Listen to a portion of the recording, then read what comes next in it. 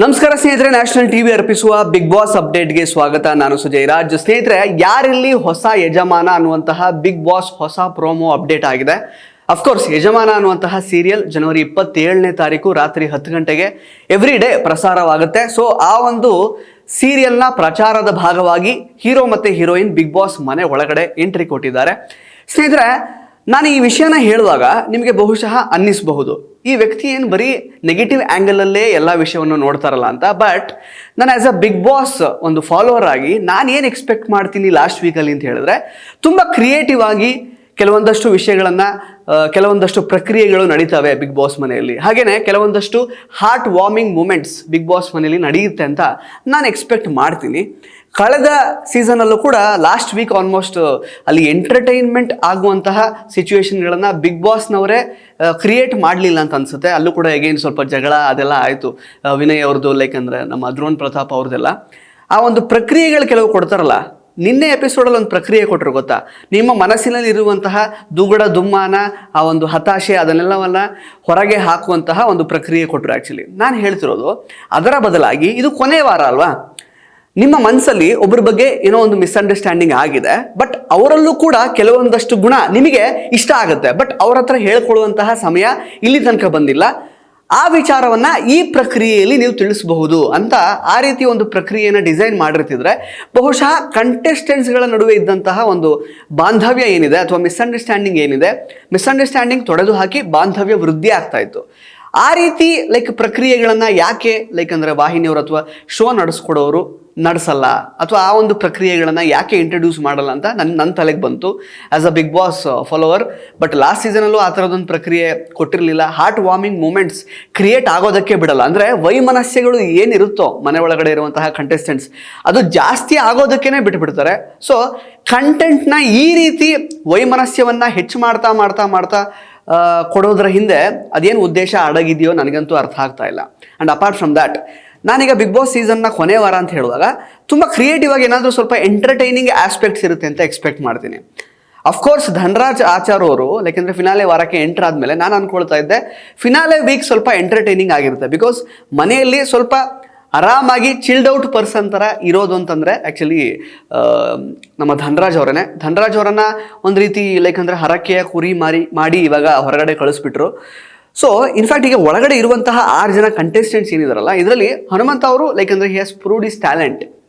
ಅವರೆಷ್ಟು ಚೆನ್ನಾಗಿ ಹಾಡ್ತಾರೆ, ಯಾವ ರೀತಿ ನಿಂತಲ್ಲೇ ಪದವನ್ನು ಕಟ್ತಾರೆ ಅನ್ನೋವಂಥದ್ದು ನಿಮಗೆ ತುಂಬ ಚೆನ್ನಾಗಿ ಅರ್ಥ ಆಗಿರುತ್ತೆ ಬಿಗ್ ಬಾಸ್ ನೋಡ್ತಾ ಇರೋರಿಗೆ. ಹಾಗೆಯೇ ಇದಕ್ಕಿಂತ ಹಿಂದೆ ಅವರು ಕೆಲವೊಂದಷ್ಟು ಸಿಂಗಿಂಗ್ ರಿಯಾಲಿಟಿ ಶೋಗಳಲ್ಲಿ ಹಾಡಿದ್ರು. ಅದನ್ನೆಲ್ಲ ನೋಡುವಾಗ ನಿಮಗೆ ಗೊತ್ತಾಗಿರುತ್ತೆ ಎಷ್ಟು ಒಳ್ಳೆ ಟ್ಯಾಲೆಂಟ್ ಅಂತ. ಅಫ್ಕೋರ್ಸ್ ಸಮಯ ಬಂದಾಗಲೆಲ್ಲ ತಮ್ಮ ಟ್ಯಾಲೆಂಟ್ನ ಅವರು ಪ್ರೂವ್ ಮಾಡ್ತಾ ಬರ್ತಾ ಇದ್ದಾರೆ. ಕಿಚ್ಚ ಸುದೀಪ್ ಕೂಡ ತುಂಬ ಸಲ ಅವರಿಗೆ ಹಾಡೋದಕ್ಕೆಲ್ಲ ಅವಕಾಶ ಕೊಟ್ಟಿದ್ರು ವೀಕೆಂಡ್ ಎಪಿಸೋಡ್ಗಳಲ್ಲಿ. ಅದನ್ನು ಹೊರತುಪಡಿಸಿದ್ರೆ ನಮ್ಮ ಮಂಜಣ್ಣ ಅವರು ಕೂಡ is A very good theatre artist. ಅದನ್ನು ಯಾಕೆ ಅಂದರೆ ಅವರ ಒಂದು ಟ್ಯಾಲೆಂಟನ್ನು ಓರೆಗೆ ಹಚ್ಚುವಂತಹ ಕೆಲವೊಂದಷ್ಟು ಟಾಸ್ಕ್ಗಳನ್ನು ಯಾಕೆ ಬಿಗ್ ಬಾಸ್ ಕೊಡಲೇ ಇಲ್ಲ ಇಡೀ ಸೀಸನ್ ಅಂತ ನನಗೆ ಅನಿಸಿದೆ ಇನ್ಫ್ಯಾಕ್ಟ್. ಆ್ಯಂಡ್ ತ್ರಿವಿಕ್ರಮ್ ಮತ್ತು ಭವ್ಯ ಅವ್ರ ವಿಷಯಕ್ಕೆ ಬರೋದಾದರೆ ಅವರಿಬ್ಬರು ಪದೇ ಪದೇ ಅವರೇ ಹೇಳ್ಕೊಂಡಿದ್ದಾರೆ, ನಾವಿಬ್ಬರು ಎಂಟರ್ಟೈನ್ಮೆಂಟಲ್ಲಿ ಇಲ್ಲ ಭವ್ಯ, ನಮ್ಮಲ್ಲಿ ಎಂಟರ್ಟೈನ್ಮೆಂಟ್ ಇಲ್ಲ ಭವ್ಯ, ಅಥವಾ ಅವರಲ್ಲೇ ಅದೊಂದು ಮನವರಿಕೆ ಆಗಿ ಒಂದು ರೀತಿ ಅವರು ಫಿಕ್ಸ್ ಆಗಿಬಿಟ್ಟಿದ್ದಾರೆ, ನಾವು ಎಂಟರ್ಟೈನ್ಮೆಂಟ್ ಏನೂ ಕೊಡಲ್ಲ, ನಮ್ಮಿಬ್ಬರದ್ದು ಏನಿದ್ರು ಟಾಸ್ಕು ಅಂತ. ಸೊ ಅವ್ರ ಬಗ್ಗೆ ನಾನು ಮಾತಾಡಲ್ಲ ಈಗ. ಬಟ್ ಅಪಾರ್ಟ್ ಫ್ರಮ್ ದಟ್, ಈಗ ರಜತ್ ಅವರು ಎಂಟರ್ಟೈನ್ಮೆಂಟ್ ಅಂತಂದರೆ ಬೇರೆಯವ್ರದ್ದು ಕಾಲು ಹಿಡಿಯೋದು, ಬೇರೆಯವ್ರ ಬಗ್ಗೆ ಹೀಯಾಳಿಸಿ ಮಾತಾಡೋದು, ಬೇರೆಯವ್ರ ಹಿಂದೆ ಏನೋ ಅವ್ರ ಬಗ್ಗೆ ಕೆಳಗೆ ಹಾಕಿ ಮಾತಾಡೋದು, ಅದನ್ನೇ ಅವ್ರು ಎಂಟರ್ಟೈನ್ಮೆಂಟ್ ಅಂತ ಅಂದ್ಕೊಂಡಿದ್ದಾರೆ. ಅಥವಾ ಅಲ್ಲಿ ಕುತ್ಕೊಂಡು ಏನೋ ಯಾರೋ ಒಬ್ರು ಒಂದು ಸ್ಟೇಟ್ಮೆಂಟ್ ಕೊಡ್ತಾರೆ, ಅದಕ್ಕೆ ತಿರ್ಗಂಬರ್ಗ ನಾನೇನೋ ಒಂಥರ ಫುಲ್ ಮಾಸ್ ಆಗಿ ಏನೋ ಒಂದು ವಾಪಸ್ ಕೊಡೋದು, ಅದನ್ನೇ ಅವ್ರು ಎಂಟರ್ಟೈನ್ಮೆಂಟ್ ಅಂತ ಅಂದ್ಕೊಂಡಿದ್ದಾರೆ. ಸೊ ಅದನ್ನೆಲ್ಲ ಹೊರತುಪಡಿಸಿ ಕ್ರಿಯೇಟಿವ್ ಆಗಿ ಈಗ ಇವರೆಲ್ಲ ಆರ್ಟಿಸ್ಟ್ಸು ಒಳಗಡೆ ಇರೋದು ಅಲ್ವಾ? ಆರ್ಟಿಸ್ಟ್ಗಳು ಅಂತ ಹೇಳಿದ್ಮೇಲೆ ಆರ್ಟಿಸ್ಟ್ಗಳ ಕೆಲಸ ಏನು? ಎಂಟರ್ಟೈನ್ ಮಾಡುವಂಥದ್ದು. ಅವರ ಟ್ಯಾಲೆಂಟ್ ಪ್ರದರ್ಶನ ಅಂತೂ ಆಗ್ತಾನೇ ಇಲ್ಲ ಫಸ್ಟ್ ಆಫ್ ಆಲ್ ಇಡೀ ಸೀಸನಲ್ಲಿ. ಬಟ್ ಕೆಲವೊಂದಷ್ಟು ಪ್ರಯತ್ನಗಳಾಗಿತ್ತು. ಮಂಜು ಅವ್ರ ಕಡೆಯಿಂದ ಸ್ಕಿಟ್ಸ್ ಎಲ್ಲ ಮಾಡಿಸ್ತಾ ಇದ್ರು. ಇನ್ಫ್ಯಾಕ್ಟ್ ಆ ಡ್ಯಾನ್ಸ್ ಎಪಿಸೋಡ್ಸ್ ಅದೆಲ್ಲ ಬರುವಾಗ ಆ್ಯಕ್ಚುಲಿ ಖುಷಿಯಾಗಿದೆ. ಜೋಡಿ ಟಾಸ್ಕಲ್ಲಿ ಡ್ಯಾನ್ಸ್ ಮಾಡಿದ್ದು ಆಗಿರಬಹುದು, ಜೋಡಿಗಳು, ಅದೆಲ್ಲ ತುಂಬ ಖುಷಿಯಾಗಿತ್ತು. ಆ ಥರದೊಂದು ಪ್ರಕ್ರಿಯೆಗಳೇ ನಡೀತಾ ಇಲ್ಲ. ಬಟ್ ಲಾಸ್ಟ್ ವೀಕಲ್ಲೂ ನಾನು ಅದನ್ನು ಎಕ್ಸ್ಪೆಕ್ಟ್ ಮಾಡಿದ್ದೆ, ಅಟ್ಲೀಸ್ಟ್ ಲಾಸ್ಟ್ ವಾರದಲ್ಲಿ ತುಂಬ ಚೆನ್ನಾಗಿರುತ್ತೆ ಅಂತ. ಬಟ್ ಅದನ್ನು ಮಾಡ್ತಾ ಇಲ್ಲ. ಅದನ್ನು ಹೊರತುಪಡಿಸಿ ಒಂದು ವಾಹಿನಿಯಲ್ಲಿ ಬರ್ತಾ ಇರುವಂತಹ ಧಾರಾವಾಹಿ ಪ್ರಮೋಷನ್ಸ್ ಮಾಡ್ತಿದ್ದಾರೆ. ಅದರಲ್ಲಿ ಎಗೈನ್ ನಮ್ಮ ಭವ್ಯ ಮತ್ತು ತ್ರಿವಿಕ್ರಮ್ನವರ ಒಂದು ಏನೋ ಲವ್ವಿ ಡವಿ ಥರ, ಅವರಿಬ್ಬರ ಮಧ್ಯೆ ಏನೋ ಭಯಂಕರ ಬಾಂಡಿಂಗ್ ಇದೆ. ಈಗ ಹೀರೋಯಿನ್ ಅವರು ಹೇಳ್ತಾ ಇದ್ದಾರೆ, ಓಕೆ ಅವ್ರನ್ನ ಮಾತಾಡ್ಸಂಗಿಲ್ಲ, ಇದು ಮಾಡೋಂಗಿಲ್ಲ ಅನ್ನೋ ಥರ ಎಲ್ಲ. ಅವಶ್ಯಕತೆ ಇದೆಯಾ ಸೀರಿಯಸ್ಲಿ? ಅದನ್ನೊಂದು ಕಂಟೆಂಟ್ ಅಂತ ಯಾವ ರೀತಿ ನಿರ್ಧಾರ ಮಾಡಿದ್ರು ಶೋ ನಡೆಸೋರು ನಂಗೆ ಅರ್ಥ ಆಗ್ತಾ ಇಲ್ಲ ಅದು. ಅಪಾರ್ಟ್ ಫ್ರಮ್ ದ್ಯಾಟ್ ಅಂದರೆ ಎಗೈನ್ ಅಂದರೆ ಶೋನಲ್ಲೇ ಅಷ್ಟು ಲೈಕ್ ಅಂದರೆ ನುರಿತ ಕ್ರಿಯೇಟಿವ್ ವ್ಯಕ್ತಿಗಳಿರುವಾಗ, ಅಂದರೆ ಆರ್ಟಿಸ್ಟ್ಗಳಿರುವಾಗ ಅವರಿಂದನೇ ಏನಾದರೂ ಒಂದು ಕಂಟೆಂಟ್ ಒಳ್ಳೆಯ ರೀತಿಯಲ್ಲಿ, ತುಂಬ ಒಳ್ಳೆಯ ರೀತಿಯಲ್ಲಿ ಒಂದು ಕಂಟೆಂಟ್ ಜನ್ರೇಟ್ ಮಾಡಿಸ್ಬೋದಾಗಿತ್ತು, ಒಂದು ಸ್ಕಿಟ್ ಮಾಡಿಸ್ಬೋದಾಗಿತ್ತು, ಒಂದು ಹಾಡು ಹೇಳಿಸುವಂತಹ ಒಂದು ಕಾರ್ಯಕ್ರಮ ಆಗಿರಬಹುದು, ಸಮಥಿಂಗ್ ಲೈಕ್ ದಟ್ ಏನಾದರೂ ಮಾಡ್ಬೋದಿತ್ತು. ಅದನ್ನು ಹೊರತುಪಡಿಸಿ ಈ ಥರ ಬೇರೆ ಬೇರೆ ಏನೋ ಆ್ಯಂಗಲ್ ಕೊಟ್ಟು, ಇವನ್ ಲಾಸ್ಟ್ ವೀಕೆಂಡ್ ಪಂಚಾಯತಿ ಕೂಡ ಹಾಗೇನೆ ಏನೋ ಇವರಿಬ್ಬರ ಮಧ್ಯೆ ವೈಮನಸ್ಯ ಇದೆ, ಸಮ್ ಲವಿ ಡವಿ ಟೈಪ್ಸ್ ಏನೋ ಇದೆ, ಅದೇನೋ ಒಂಥರ ಕಂಟೆಂಟ್ ವರ್ಕ್ ಆಗ್ತಾ ಇದೆ ಅನ್ನೋ ರೀತಿಯಲ್ಲಿ ಬಿಂಬಿಸುವಂತಹ ಪ್ರಯತ್ನ ಆಯಿತು.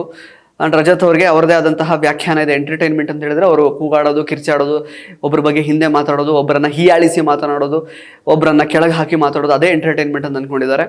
ಸೊ ಇನ್ನು ಮೋಕ್ಷಿತ ಅವ್ರದ್ದು ಅವ್ರ ಪಾಡಿಗೆ ಅವ್ರು ಹಾಡು ಹೇಳ್ತಾ ಇರ್ತಾರೆ ಹೊರತು ಅವರ ವ್ಯಕ್ತಿತ್ವ ಎಲ್ಲರೂ ಆರ್ಟಿಸ್ಟ್ ಅಲ್ವಾ. ಅವರು ದೊಡ್ಡ ಸೀರಿಯಲ್ ಮಾಡಿದ್ದಾರೆ, ಪಾರ್ವಂತ ಸೀರಿಯಲ್ ಮಾಡಿದ್ರು, ಈ ಕಡೆ ಇವ್ರು ಗೀತಾ ಸೀರಿಯಲ್ ಮಾಡಿದ್ದಾರೆ. ಒಂದು ನಟನೆ ಏನಾದರೂ ಒಂದು ಸಖತ್ತಾಗಿ ಮಾಡಿದ್ರಪ್ಪ, ವಾಟ್ ಎ ಟ್ಯಾಲೆಂಟ್ ಅನ್ನೋ ಥರ ನಮಗೆ ಅನಿಸೋ ಥರ ಏನು ಕೊಡುವಂತಹ ಪ್ರಯತ್ನ ಮಾಡ್ತಾ ಇಲ್ಲ. ಎನಿವೇಸ್, ಹೊಸ ಸೀರಿಯಲ್ ಬರ್ತಾ ಇದ್ದೆ, ಸೀರಿಯಲ್ ಮಾಡೋದಕ್ಕೆ ತಯಾರಾಗಿರುವಂತಹ ಹೊಸ ಹೀರೋ ಮತ್ತು ಹೀರೋಯಿನ್ಗೆ ಶುಭವಾಗಲಿ ಅಂತ ನಾನು ಕೇಳ್ಕೊಳ್ತೀನಿ ಸ್ನೇಹಿತರೆ. ಅಸಲಿ ಯಜಮಾನ ಯಾರು ಅಂತ ಕೇಳ್ತಾ ಇದ್ದಾರೆ. ಅಸಲಿ ಯಜಮಾನ ಆ್ಯಕ್ಚುಲಿ ಬಿಗ್ ಬಾಸ್ ಶೋ ನೋಡುವಂತಹ ಪ್ರೇಕ್ಷಕರು, ಅವರು ಕೊಡುವಂತಹ ಒಂದು ವರ್ಡಿಕ್ಟ್ ಏನಿರುತ್ತಲ್ಲ ಅದಕ್ಕೆ ತಕ್ಕ ಹಾಗೆ ರಿಸಲ್ಟ್ ಬಂದರೆ ನಿಜವಾಗ್ಲೂ ಪ್ರೇಕ್ಷಕನೇ ಯಜಮಾನ ಅನ್ನುವಂಥದ್ದು ಸಾಬೀತಾದಂಗೆ ಆಗುತ್ತೆ. ಇಲ್ಲಾಂದರೆ ಇದಕ್ಕೊಂದು ಅರ್ಥನೇ ಇರಲ್ಲ. ವ್ಯಕ್ತಿತ್ವಗಳ ಆಟದಲ್ಲಿ ನಿರ್ಧಾರ ಜನಗಳದ್ದಾಗಿದ್ದರೆ ಮಾತ್ರ, ಪ್ರೇಕ್ಷಕರದ್ದಾಗಿದ್ದರೆ ಮಾತ್ರ ಆತನೇ ನಿಜವಾದ ಯಜಮಾನ ಅನ್ನೋದು ಸಾಬೀತಾಗುತ್ತೆ. ಸೊ ಸ್ನೇಹಿತರೆ, ಇದ್ರ ಬಗ್ಗೆ ನಿಮ್ಗೆ ಏನು ಅನಿಸುತ್ತೆ ಅದನ್ನು ದಯವಿಟ್ಟು ಕಮೆಂಟ್ ಬಾಕ್ಸಲ್ಲಿ ಕಮೆಂಟ್ ಮಾಡಿ ತಿಳಿಸಿ. ಧನ್ಯವಾದ.